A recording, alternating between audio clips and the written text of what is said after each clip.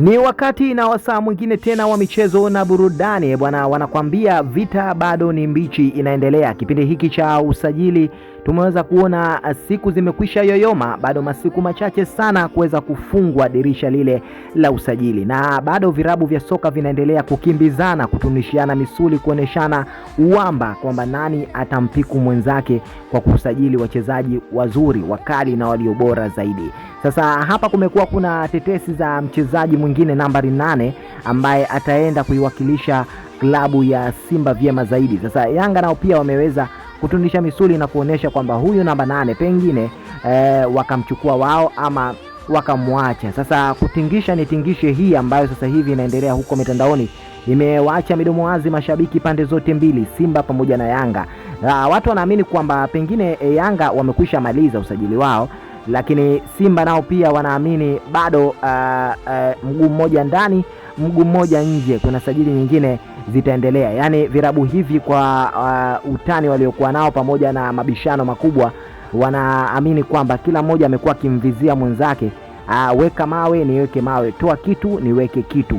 Hiyo ndio kauli mbiu ambayo sasa hivi imekuwa ikiendelea huko michezaoni.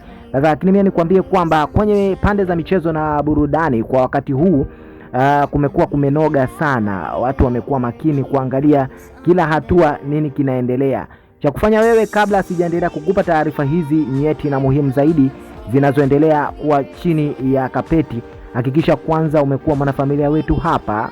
Gusa maandishi mekundu chini ya video hii ili tu usipitwe na habari hizi kila siku zinapokuja hapa. Bofya alama 2 za kengele, moja kwa moja pia utakuwa mwanafamilia wetu. Habari zote zitakuwa zikikufikia mapema tu pale ambapo ukiwasha tu data yako, nasi tunawasha habari mpya.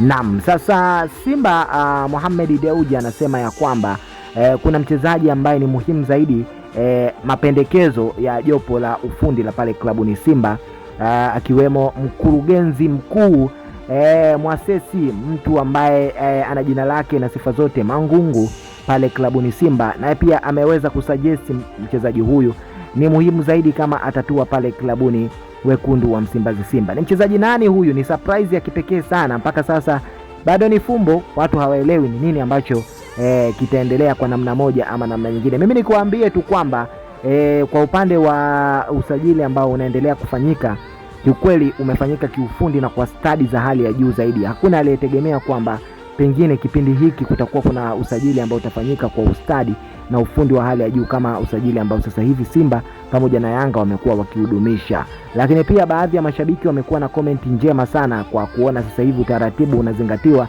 na kila kitu kimekaa katika mstari na njia ambazo ziko ipasavyo.